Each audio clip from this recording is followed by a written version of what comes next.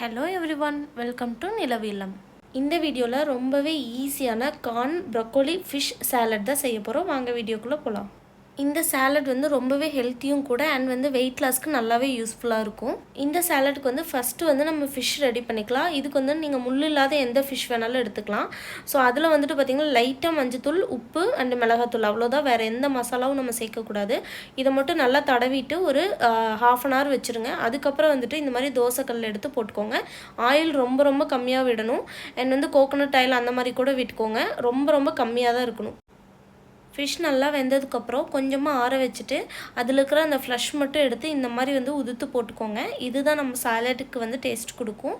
இது லைட்டாக நம்ம கிறிஸ்பியாகவும் இருக்கும். கொஞ்சம் நேரம் நீங்கள் தோசைக்கல்லில் வச்சுருக்கும்போது நல்லாவே கிறிஸ்பியாக கிடைக்கும். ஸோ இதை நம்ம எடுத்துக்கலாம். இது கூட நம்ம சாலடுக்கு தேவையான ஐட்டம்லாம் போடணும். நான் கொஞ்சமாக பெரிய வெங்காயத்தை லைட்டாக இந்த மாதிரி கட் பண்ணி எடுத்திருக்கேன். அதுக்கப்புறம் பார்த்திங்கன்னா ஆரஞ்சு ஜூஸ் எடுத்திருக்கேன். இது இந்த சாலடுக்கு நல்லாவே டேஸ்ட் கொடுக்கும். அதுக்கப்புறம் ப்ரக்கோலியை வேக வச்சு இந்த மாதிரி மசிச்சு எடுத்துக்கோங்க. இல்லை லைட்டாக ஒரு டைம் மிக்சியில் ஒரு அடி மட்டும் அடிச்சுக்கலாம். அதை இது கூட போட்டு நல்லா மிக்ஸ் பண்ணிக்கலாம் நம்ம இப்போது. அவ்வளோதான். இது கூட வேறு எதுவும் போட வேண்டியதில்லை. இன்கேஸ் உங்களுக்கு வேறு ஏதாவது வெஜிடபிள்ஸ் ஆர் ஃப்ரூட்ஸ் வேணால் ஆட் பண்ணிக்கோங்க.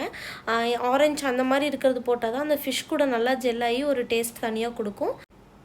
அவ்வளோதான், நம்ம சாலட் ரெடி ஆயிடுச்சு. இது ஒரு பவுலுக்கு நம்ம போட்டுட்டு ஒரு ஃபிஷ் மட்டும் மேலே வச்சு டெக்கரேட்டிவாக கொடுத்துடலாம். கண்டிப்பாக அதை எல்லாருமே விரும்பி சாப்பிடுவாங்க. இந்த வீடியோ உங்களுக்கு பிடிச்சிருந்தா மறக்காமல் சப்ஸ்கிரைப் பண்ணிக்கோங்க. உங்கள் ஃப்ரெண்ட்ஸ்க்கும் ஷேர் பண்ணுங்கள். தேங்க்யூ ஃபார் வாட்சிங்.